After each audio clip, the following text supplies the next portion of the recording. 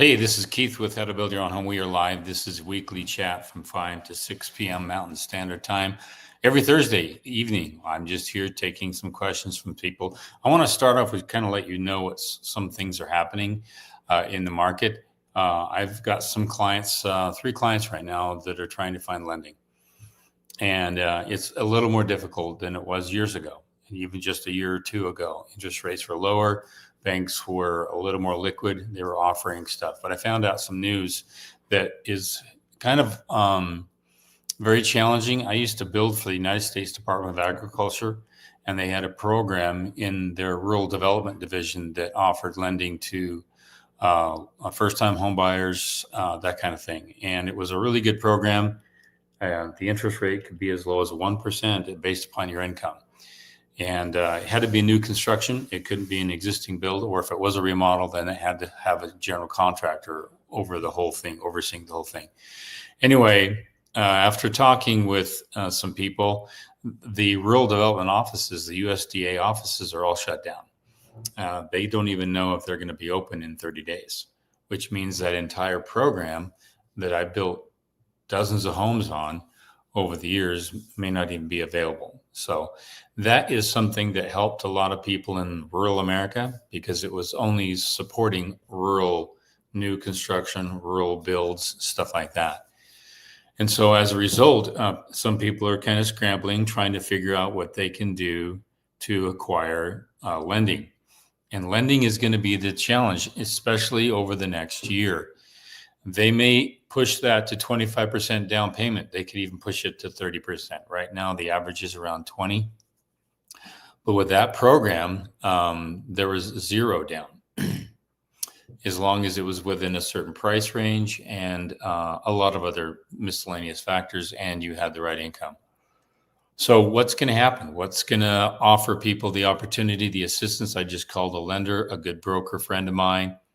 And I asked him, says, Keith, let me look around. I'm gonna reach out to 35 banks that I know about and ask them if there's any other assistance or other programs out there for owner builders. I know of some states like California, there's a specific lender who, because of the size of the state, because of the size of the market, they specifically tailor to owner builders. And if you're in our program, I think it's in the First Steps course, How Do I Get Funding? It's one of those courses, and there's a list of other different providers. And I've put some that I've found over the years: North Carolina, Intermountain West, California, some other options in Texas, places like that. If you find others, send them my way. I'll add them to that list. And I think when we're all helping each other out, trying to find that information, that's going to be very, very invaluable. Anyway, I've seen this become a problem for a long time, and it's really hurts with the down payment issue.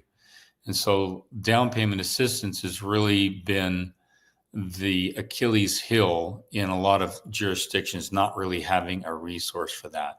So in my state, we have a down payment assistance, and it can be up to $20,000, but it's only for homes that are $450,000 or below.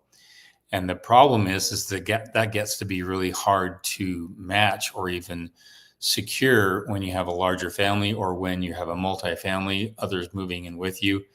That price point is a little low, and so you're going to be over that. So what I've done and what I'm doing is I'm launching something in my community. I just want to give you some updates about what I'm trying to do in my community. Is we're launching something called a cooperative. We call it the Dixie Cooperative. There's a image of it on our website, on my website. You can go to dixiecooperative.com, and we're launching something where we actually create a cooperative that is a long game that hopefully will help people with this issue down the road.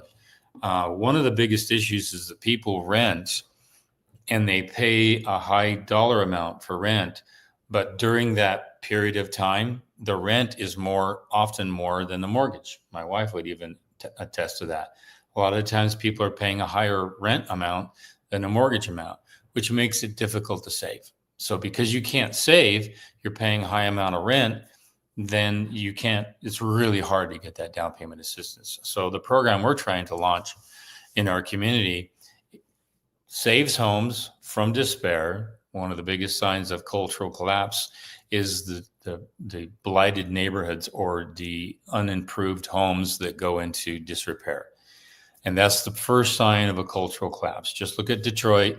It was bustling. It was the industrial powerhouse of the world. And now you see entire communities literally leveled to the ground. But before they were even leveled to the ground, they became dilapidated and blighted neighborhoods. So in order to stop that, we just go buy homes, hopefully restore them to their highest and best. So we're lifting communities out of being a blighted situation. And then we put renters in them and at a discount. And during the course of renting, there's a savings program built into the entire program where it's a matching savings. So at the end of 2 or 3 years, they could have upwards to 10, 15, even more $1,000 saved in a program that's down payment assistance for a market rate home in that particular area. It's one little stab, but we need to start thinking like this in our communities. We have to take the responsibility on ourselves and not rely upon other entities, government or even private entities, to do that. So the best entity is a cooperative. It's democratically run, democratically owned, locally by people in their own communities. And there's a couple of these models throughout the country, but not one like this. So we're excited to launch that, and we're going to have that open summit next Thursday at our local theater, community theater here in town. So I'm excited about that. So things can happen, good things can happen, and that's what I wanted to reiterate is what's happening in the market. And it's going to put pressure on innovation. It's going to put pressure on people trying to solve problems locally. And the sooner we wrap our head around that, the quicker we can actually start to launch things and take on that responsibility. If you have any thoughts on lending, if you have any other people you have or resources in your particular region, please let us know. We'll write that down and we'll add it to the list of those potential resources for people. And the bigger that list, the more we can help other people. So let's take some questions real quick. Yeah, my wife has some good stuff to add. To add to how the community is coming together to make a difference, us in the Washington County Board of Realtors, we're coming together and we've created a fund to help with a small down payment grant for some homeowners also. So we have also looked at how we can change it. Because affordable housing is a big, big issue here. So if you want more information about that, just let me know. If you want to start something like that in your community. Yeah, check with, can you hear me? Hopefully they can. Check with your local builder associations, check with your counties. Sometimes counties mix help together, like we have a 5-county association of governments, and they've pooled some resources, even realtor associations. Check all those, and then of your state. We have a housing authority in our state that does offer something if you fit certain parameters. So, and a lot of this is free money, or it's got a deed rider on it that it's payable if you refinance or sell the home within a certain amount of time. So I when I first started and as a young person with a young family, I used a program like that, and it made the difference. I took an old home, restored it, but I didn't have enough to fix the upstairs where I needed to put my boys. And so we were able to get, I think, 15 or something thousand back then. And it made the difference. It helped us, add value to the home to the point where we could actually live in it as a whole family. So do some research. Even some banks might even offer some help here and there. And I'm hoping to go after some banks. Most banks, according to the federal government and the Trade Commission and all of the other legal things that they're held under, they have to give at least 3% to local needs, improvements, infrastructure, restoration projects, that kind of stuff. So I'm going to be going after banks. Obviously, you can't do that with your individual residential unit, but as a community, we can approach banks for that. So we're excited about what can happen and all that. So let's take some questions here. Any questions you have on funding and stuff, go ahead and chime in and maybe we can talk about that today. Okay, this is John. Do you see the primer-based polyglass detail on window sills to better waterproof them? If so, how far up the size of the window rough opening do you go? Really good question. You've got a weep hole at the bottom of the window. And so if water gets somewhere near the glass, it's going to come out that weep hole. That's your weakest part on the windowsill. And I can typically go up maybe 6 inches or so along the side, just enough so that the paper can roll over the top of that. So if water lands on the paper, it's going to come down the outside of that paper, and then it's going to hit more paper down below it. But the weak spot is that bottom seal. And I like to have, without explaining too much, imagine the window not installed, you've got an open frame, okay? I like to protect that whole window seal, but I like to have what's called a bitchathane.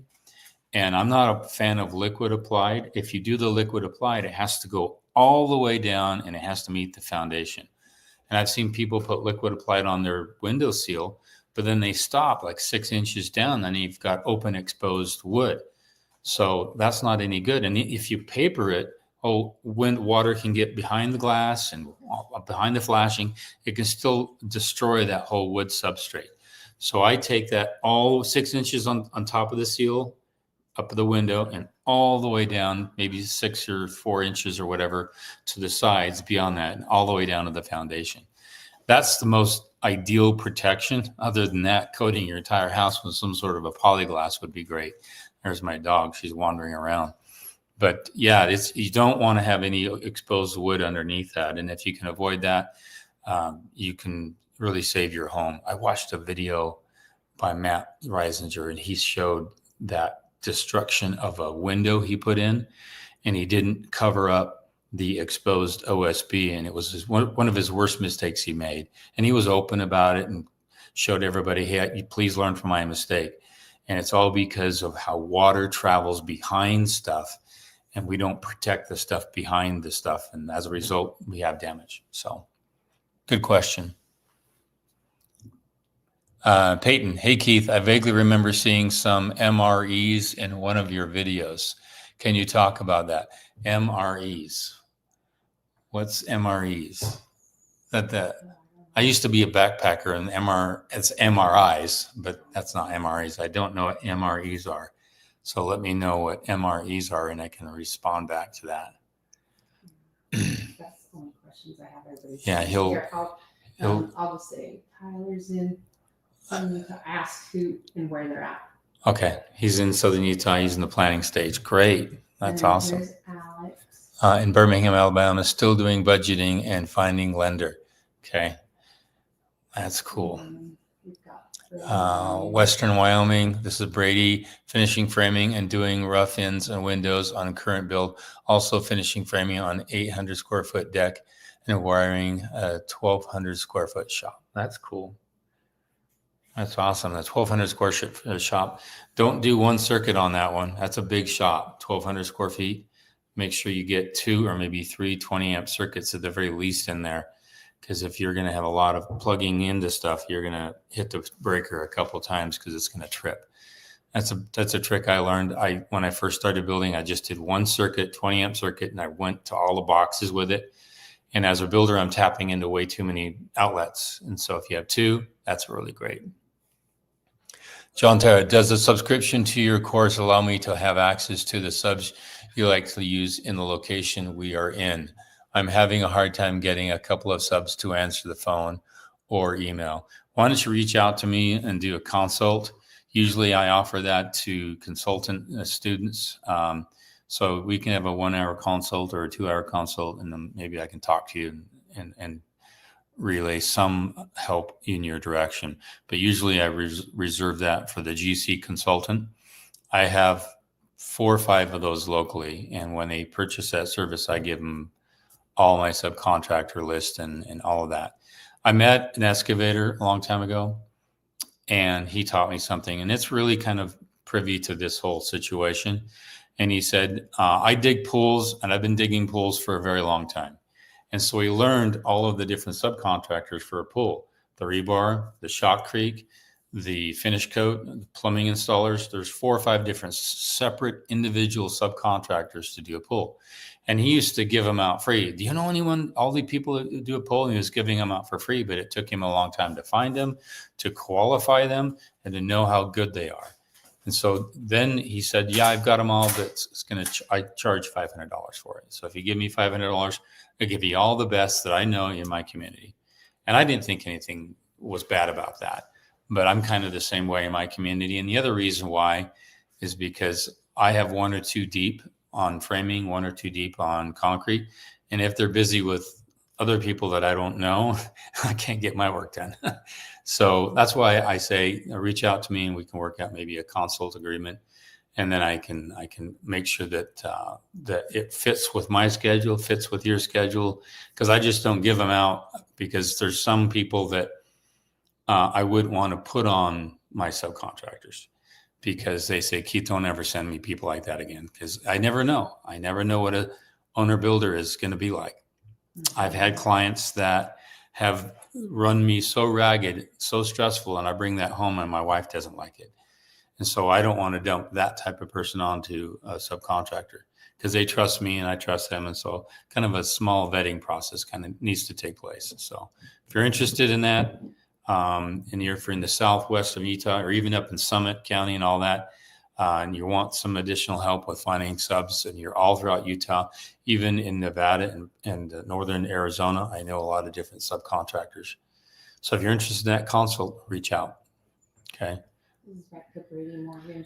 Okay, Brady Morgan outlets alone are 3 circuits gray, 1 down each side and 1 for the loft. Cool. Yeah, you're gonna make that. I mean, it's gonna be 12-2 wire, 20 amp circuit. You'll be just great.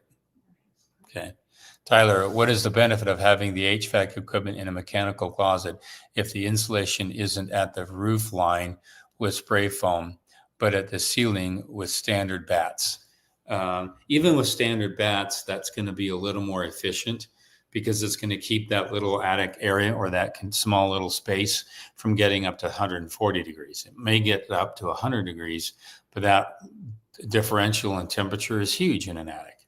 And so I've never understood. And the other thing is those flex pipes that come out of the scroll box of the HVAC return unit, there's only about like that much insulation on those flex pipes. And when you come into the blower unit, that whole unit is up in the attic, but it's not down underneath insulation. And that's fighting heat. And I have an old Pioneer home up here, and I was running that flex pipe up in the dead space.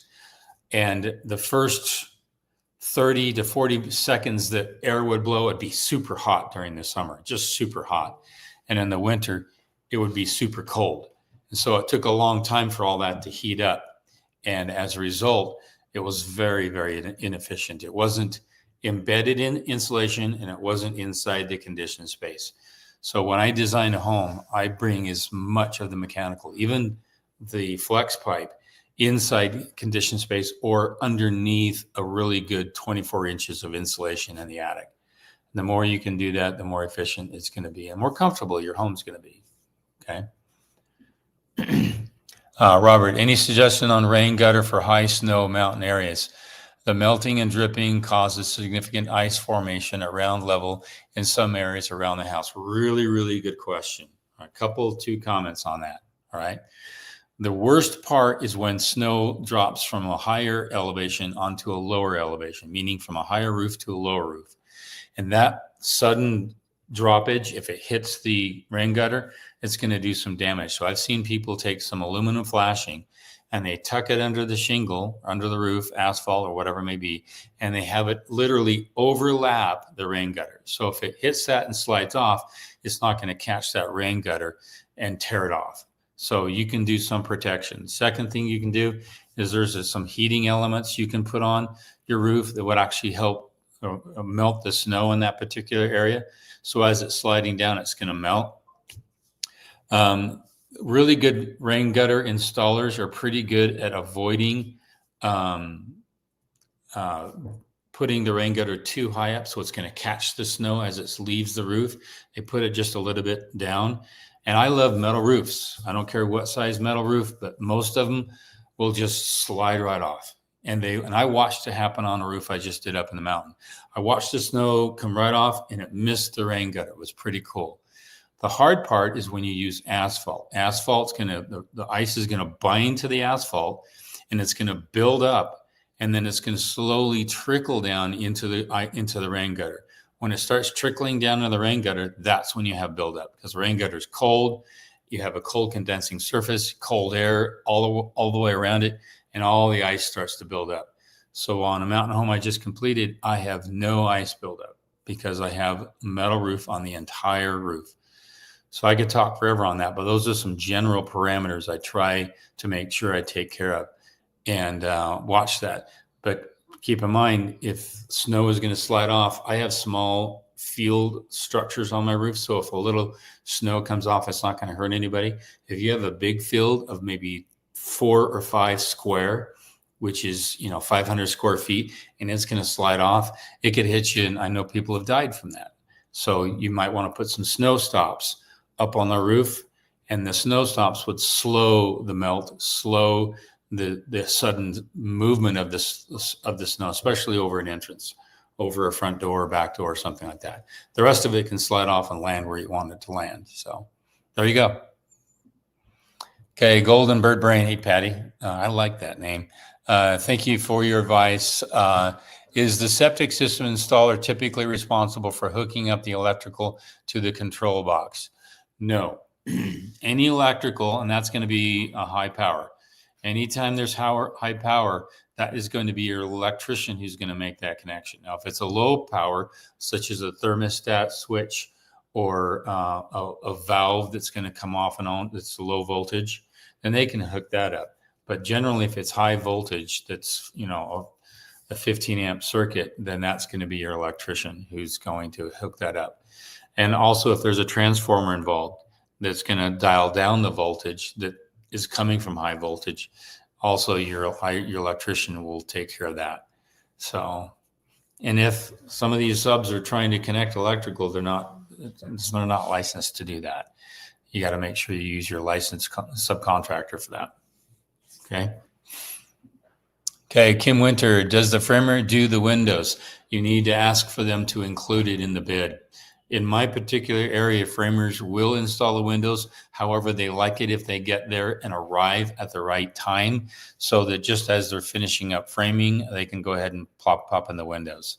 But make sure you get them to add that in the bid. It's a really sweet deal if you do. And if some framers are really good, they'll install exterior doors. Most don't, but some, if they're really good at carpentry, they can do that too. So get it written in the bid, ask them to include it. Not big sliders though. Don't have framers install big slider doors. It's too heavy. Get your window manufacturer or door contractor for those big sliders, and they will install those for you. They'll have a bigger team to lift them too. Terry Strobel, I gave up trying to get lending. I went with an HELOC loan. All right, well, that's we can talk about that. No hassle to get and less hassle to use. Excavation starting on May 19th in Genesee, Idaho. Here we go. HELOCs are great. I've got clients that are going to be using a HELOC. And if you don't know, a HELOC is a home equity line of credit. So you have to have equity somewhere in another home or an existing home that you're going to do a remodel on. We've done HELOCs. My wife will talk about HELOCs and how we were able to secure some other property to do some restoration on. And that property is now a good source of revenue for us. So HELOCs are really powerful. And do you have any thoughts on that? I don't know the technicality, but I think I understand it. Someone once told me that the interest rate and how they calculate the interest on HELOC is better also. And easy to, another great thing about HELOC is that you can pull from it and then you can pay some into it, then you can pull from it, pay some into it. Where with just a regular construction loan, you make a draw and they do their thing and then you get paid. And most of the banks, it seems like it takes a week. We found one here locally that they can do the draws within the same day, but most of the time it is pulled out and it takes a long time. But HELOCs are amazing for sure. Yeah. Yeah, and you can research something called velocity lending, and you can do that with HELOCs because they allow you to borrow and pay and borrow and pay, and the HELOCs is typically a lower interest. And if you have a lot of equity, then they can do almost an 80 to 20 loan to value. It's really, really cool. HELOCs are really powerful, and you don't go through all the underwriting. You don't go through all that. It's not even a full typical loan per se. It's like, oh, you own your home. Oh, we see that you only owe 120,000, but it's worth 650,000. Now I can utilize the several hundred thousand in equity I have to acquire another property, restore another property. I just met a gentleman yesterday, and he says, I've got this amount of money. What can I build? And he wants to build something as a spec and maybe turn it and make some money. So that's almost like a HELOC. It's taking the equity out of what you've got somewhere and utilizing that equity to go and purchase or add or improve the home you're in. So I would add to that, be a good budgeter, because I do know some people that get a HELOC and then they go crazy and buy things that you shouldn't be buying with a HELOC. like cars And boats and toys. Don't do that. Be really careful with this money because you want your money to work for you. You don't want to be working for your money. Like, be careful with it. You can do it. I know you can do it, but be careful. Okay, pull your screen back this way a little. Okay, another question. Okay, sorry. Any thoughts on precast concrete ceiling spanning 24-foot wide on ICF home? Really good question. I just went to a truss plant, had an interview with some engineers yesterday, 2 days ago, and I said, what's the farthest span that you can do an attic truss? And they said 45 feet. Now, a truss is a wood product, and that can handle a substantial amount of weight above it. But concrete is a different beast. It requires a massive amount of rebar in it for proper support. And so precast concrete ceiling spanning 24 feet, that I wouldn't recommend, because imagine 24 feet. How wide is that span going to be? I mean, the span is 24 feet, but how much wide is it going to be? That's a huge amount of weight. And the crane required to lift that, the crane's going to be close to what? The concrete's going to be close to 4 inches thick or 3.5 inches thick. I don't know. You might want to have somebody form it and pour it on site. So when they get to the ICF home, and they get to the top of that, they're going to take their rebar and it's going to stick way down into that ICF form, and it's going to bend up several feet over. And 24 feet's a lot. And then you're going to have to form underneath it, just like they do commercial jobs. I've got one coming up. We'll do some video on possibly.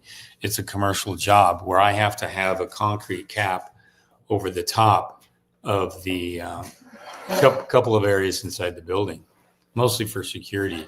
But there's a lot of complexity to that, and that's something that a lot of residential builders are not really privy to. I've seen it on driveways, like in high mountain areas. There's a garage, and they've got this really thick corrugated metal, and then they pour their slab on top of the metal, which is resting on the ICF form. And that might be something to look into. And look at that thick, rigid corrugated metal, and you see it on a lot of commercial jobs. And if that can be done and put on top, and then they pour the slab on top, that might be the best option. But there's some complications to that. You're leaning into commercial applications inside a residential build. And so you might have to tap into some resources on the commercial side. Okay. Tyler, are Colby Forgant windows any good?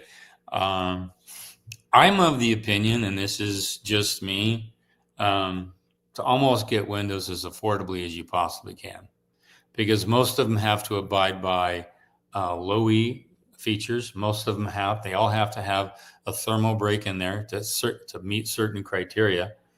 And if they're manufactured in the States and they've been around for several years to work out bugs in their manufacturing, then you really can't do any harm to your build by going after probably the most affordable you can.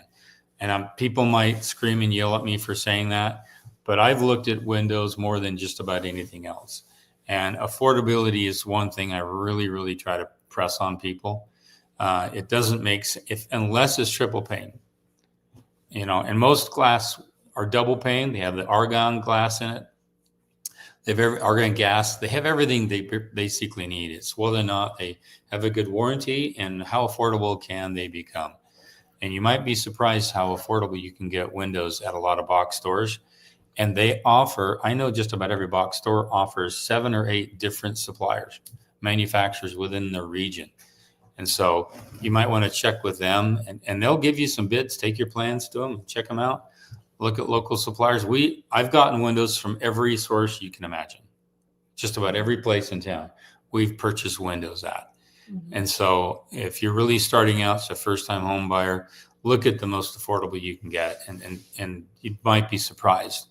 What I bought windows for this house, and they gave them to me in the fall at 25% off at a box store. And it's a brand that I can get in local supply houses as well. So you'd be surprised that you can get windows at a supply house that's local at one price, and then you might be able to get them at a box store or any other large outlet for 25, 30% less, because some of these bigger stores have buying power. So I'm of the opinion to try to shop around and try to find the best price, because you're going to get some quality for the most part. Okay. Kai Hoon, can you explain the Ufer ground process? Good question. At what stage of basement foundation construction is it put in place, and which trade is responsible for doing it? Your concrete guy in tandem with your electrician. Now, if the concrete knows exactly where your panel, and this is going to be your meter panel, where your meter panel is going to go, the Ufer ground goes in the concrete, and it's a 20-foot length, and it's usually a number 3 rebar, and it comes up through the foundation just below where the meter panel is going to go. And Ufer ground is named after a gentleman who his last name was Ufer. I don't know what his first name was. And that's in case of an electrical storm, it hits the house, hits your electrical system, and it's going to take it right into the foundation, right into the ground structure. And right now, a lot of power companies ask for 2 Ufer grounds, one embedded into the foundation, grounded in the foundation, and the other one's 5, 10, 8 feet away from the meter panel. And they have a copper wire with what's called an acorn, and that connects the two. So you have a copper wire, goes to the Ufer ground, and you take an acorn and you pinch them on there and screw them on there. That way you have a solid circuit all the way into the foundation. And they want to put that in at the foundation pour. So let's say you're at the footing pour, because they want that Ufer ground embedded into the footing. And it's going to be wired together with all the other rebar, and it's going to come up 3 or 4 feet just below your meter panel. So make sure it's put in at the footing pour, not the slab pour. The slab pour could be 4 inches thick on top of the footing pour, and you don't want it. And there've been some video and pictures of an electrical storm coming, hitting that transformer, hitting the mast going up overhead, and it comes right down and it blows up the entire foundation because it didn't go all the way down into the substrate. It didn't get close to the earth, and you want it in that foundation footing. A little over explanation, but I used to install them as an electrician a lot. And the inspector is going to look for that Ufer ground. They're going to want to make sure it's tied up and it's not embedded in the dirt. It's right in that whole footing structure, footing foundation. It's part of your rebar inspection. They'll inspect it with the rebar inspection. Okay. Should I order steel based on the plans, or wait until the basement foundation walls are in place to take field measurements and then have it fabricated? Steel for what? Is this steel for walls or steel for supports? Steel columns. Okay, wait till after concrete's poured, and I'll tell you why. Mm-hmm. That floor is going to fluctuate just a little bit. I had a job up north in Winchester, a large community up north, and I had to talk with my concrete. This was John. This is way back then, how far back we go. And I had to have 2 metal supports underneath there. The only way to avoid this mess is to have your posts adjustable. All right. My son-in-law, he loves to do posts that are adjustable so he can fabricate them and then we can adjust them any which way you want. But there's some sort of an aesthetic look that may not be appealing to people. So if you want that perfect accuracy, get your slab poured first with all your spot footings underneath it. There's going to be a spot footing underneath all your metalwork. And then it's going to be an accurate picture. And then they have metal shims that can take it up an eighth of an inch, another eighth of an inch to just hit it just perfectly. But I like to have a cleaner look. But if you're busy, you can probably have it fabricated and then the bolts below. Drive around town and look at light fixtures and stop lights. Look at the base of those. A lot of times they come up with bolts and then there's bolts underneath the plate. Then they put the light on top of those bolts and then they level it very carefully. And then the bolts go all the way through and then they put nuts on top of that. And then you have this open gap. That open gap is typically filled with a shrinkless grout. And it's specifically designed for that purpose, and it doesn't shrink or break up. It just packs it all in there, and it looks like it was made that way. That's so you can adjust the height and the level and all that on posts. But when doing steel, always pour and then measure and then fabricate. Yeah. Always in that order. It might delay you. A lot of people don't like to do that because it will delay you possibly a week to 2 weeks, but I would highly recommend it because then you won't be charged with a change order if they have to fabricate it if it doesn't match your plans. Right. So, and you can have like a beam if it's an LVL that needs to be supported. You can put the beam in and have it temporary held by several 2x4s to hold it in place. And that way your metal guy can come and measure it exactly where it needs to be, come in and put in the beam after it's fabricated and remove the supports. So there's ways to speed up the process. But if you do it in the right order and have them measure it right when the supporting structure is in, it's great. Cleaner look. Kai-Hoon, also, is it better to fabricate the steel off-site at the plant or on-site? Off-site. I don't know if metal guys who want to come and bring their torch and fabricate it. It's also not allowed by a lot of permitting offices. You need to check with your permitting office. Some will actually want to see it fabricated on site in person with an inspector if it's fabricated on site. If it's not fabricated on site, then it's under a licensed fabricator and they're accountable for it. But I've made the mistake, believe it or not, of trying to fabricate something on site and I didn't have it inspected and I didn't even know that. And so you never know what you're going to run into with inspectors. So I try not to have anything fabricated on site, especially metalwork like that. JC, what's your recommendation on the kitchen cabinet and countertop materials? That's not my forte. That's her forte. It depends on what your budget is. I'm just kidding. Kitchen cabinets, the biggest trend right now is white oak inset. So it means when you look at the cabinet, it's like your drawer it's what it says. It's inset and it's all flush. It's a very clean, modern look. That's what's trending right now with white oak. And then countertops, what's trending right now is quartzite. Quartz is it's man-made and it looks similar to quartzite, but it's more affordable. But quartzite is the most trending. It's not as porous, right? They're both porous. Just one's man-made and one's yeah. One has more uniform. And then the quartzite is just more unique. It has a lot more. It's natural. Yeah, it's beautiful. And how well do they take the spill of red wine or red wine vinegar or something like that? We should do a post on that. The countertops that do not handle these stain things. So. Yeah, because I can't remember. I was told like a year ago, but now I can't remember.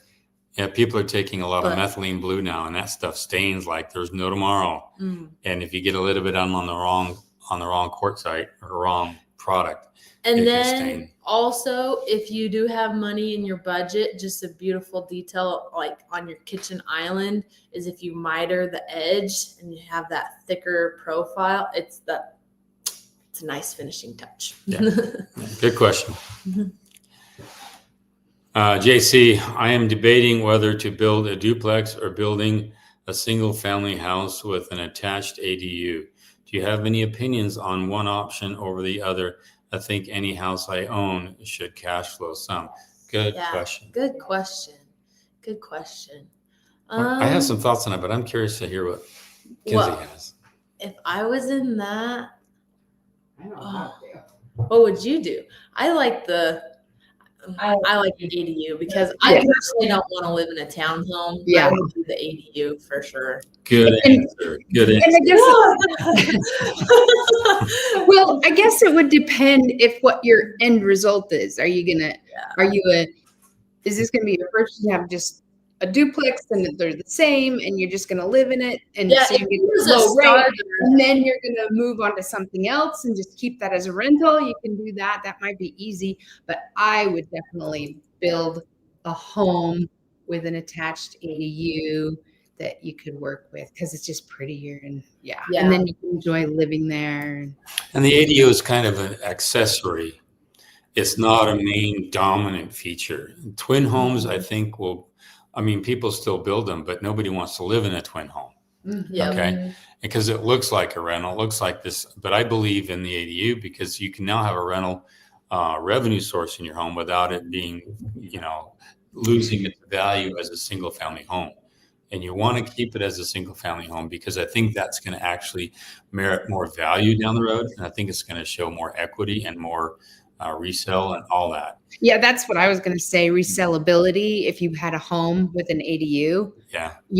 It opens way up to a lot more than just a duplex. But I haven't really run the numbers either of what. But I like the idea comment that every home should have some revenue. Yes, amen. I really like that. So we're living in one right now. So, okay, next question. Is that Carrie? I'll let you read that one. No, you got it. You got it. Okay. Carrie, does $29,000 for demo seem high? I'm doing a full gut remodel with all new trusses, new plumbing, and new electrical. 29. What's your square footage? Yeah. Of your demo. What's your square footage? Because depending on that, And I just say for example, He's in Boulder, Colorado. 3,000 square feet. 3,000 square feet. If it was around 3,000. 2,200 square feet. 2,200. Is Full there any- gut remodel. What's 29. So are they with all new trusses? that's tearing off a roof, and so you might. I don't think that doesn't seem too high. In My only question is, a roofing company can pull that roof off entirely in 2 days. Okay, and so if they were going to bid a new roof and resheet it, find out how much it would take for them to pull it off, and then somebody come in and demo the rest. It's the roof that's the big question, and all the insulation. That's the messiest part. And then the second messiest is all the drywall inside, and then all the insulation down below. Yeah. To me, if it was a smaller home, that does seem a little high, but I'm not quite sure. Boulder could be a higher build area. I happen to know that. How old the home is, what's the insulation inside it. Hopefully there's no asbestos or metal paint or iron or lead-based paint. So some of these things could be pushing it to a little higher level. So I don't know. And then also your dump fees. Mm-hmm. So when a demo company comes in, they're going to bid out the full demo, and then they're going to charge you the dump fees, but they're probably going to charge you a 10% or 15% overage on having it hauled off. And so here's something where you can negotiate. So I tell you what, I will have a 16-yard dumpster there.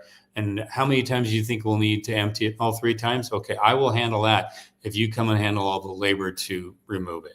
So you need to find out what's really included in it and what's not included in it. And maybe you can pull some things out of that and you manage it yourself without any overcharge. So I would like to know the square footage on that one. Okay, next one. 2,200 square feet, he said. 2,200 square feet? 2,200 square feet. That's kind of small. Is it single level or second level? We should have asked that one. Oh, well, I mean, I don't think it's that high to demo everything, electrical, plumbing, and the trusses. Get 2 But more bids. Just get another bid. Get another bid. Yeah, I have a little bit of a scratch on my head on that one.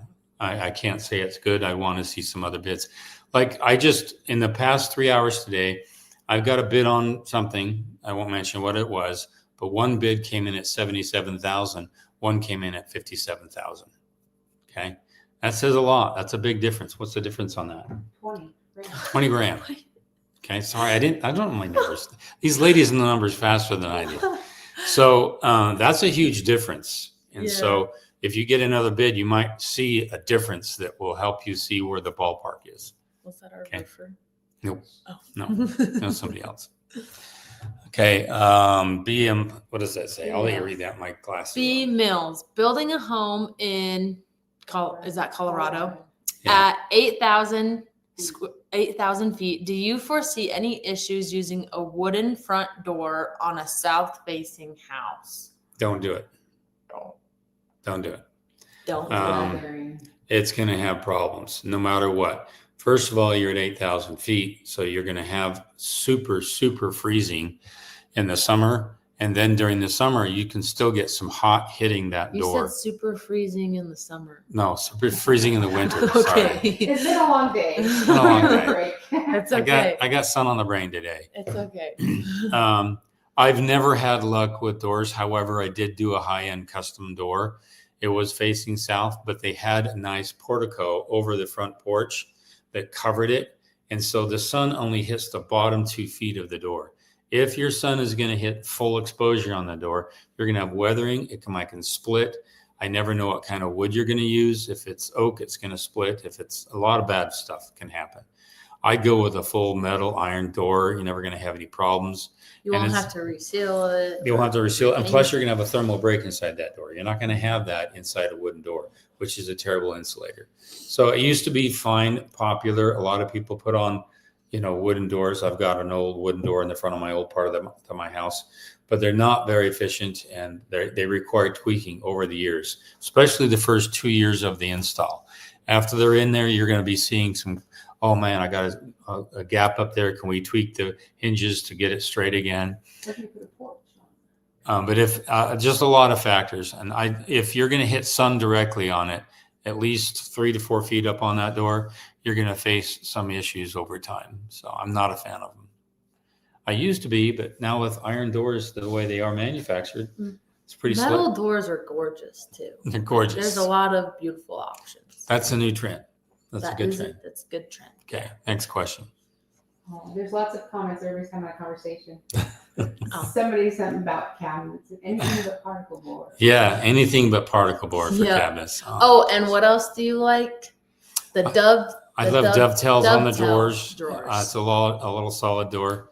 On one of these days, we're going to redo our cabinets because they just, and you really want to find a lot of what's happened with a lot of cabinet makers is they go to larger metropolitan areas like Vegas, which is an hour and a half from us, and they buy drawers manufactured down there cheap. And they're just stapled together. And some of them are not even glued.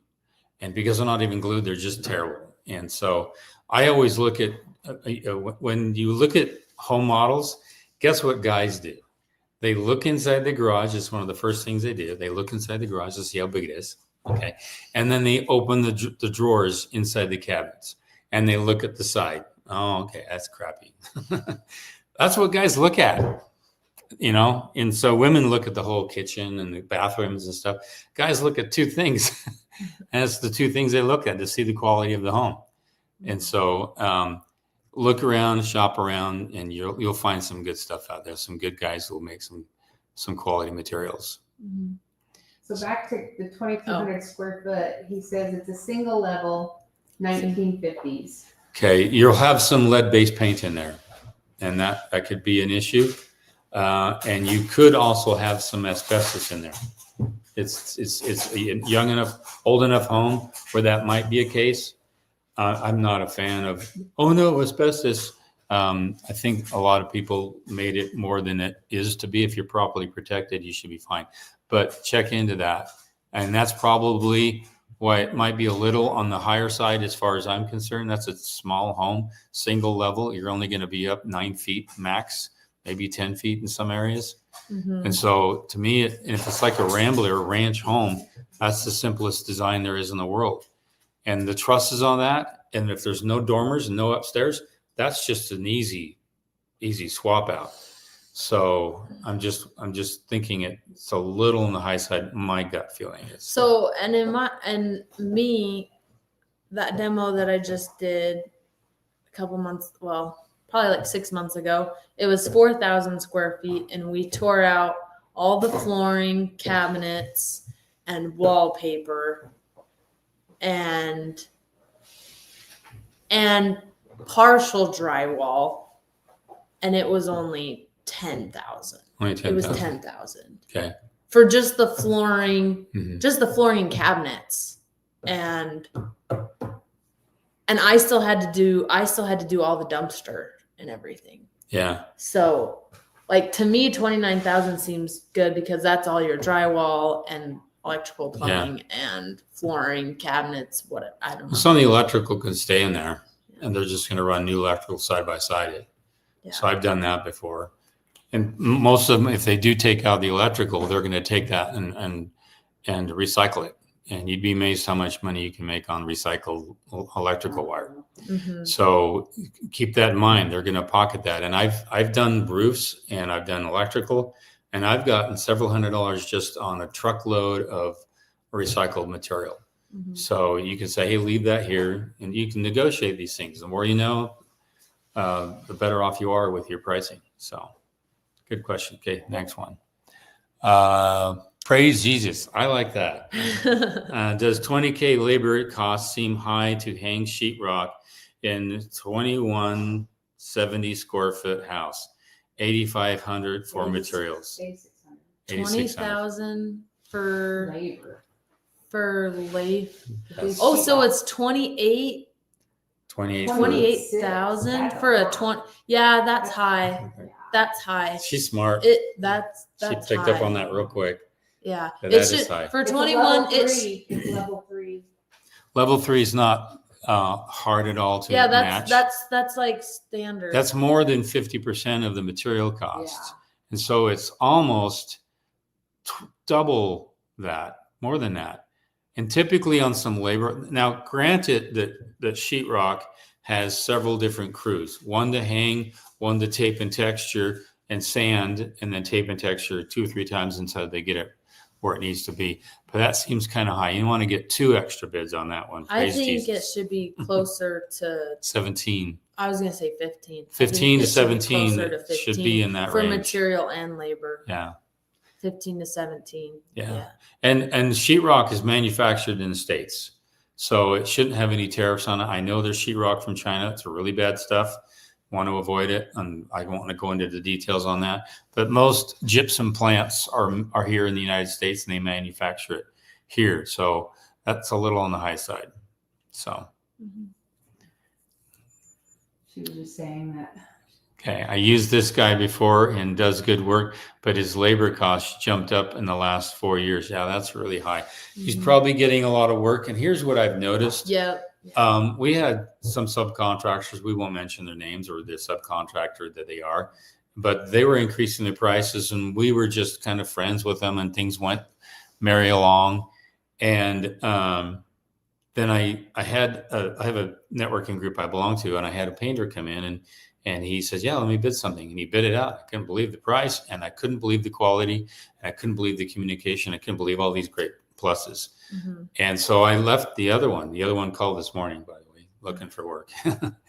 And so, But sometimes people will, if they don't technically want to take the job too, they'll just give you a high number and like, oh, if they take it, Right. we'll do it. But so that's why it is always good to do 2 bids. And sometimes I see our subs doing that, and it's like, this is starting to creep up. I need to get a second bid. right. I need to keep them competitive as well. That's Mhm. like part of my job, Mhm. because they'll ask me, hey, how's our numbers looking? I was like, well, because you want to keep, you want to be friends, but you want to keep their prices competitive with everyone else that's local. So Right.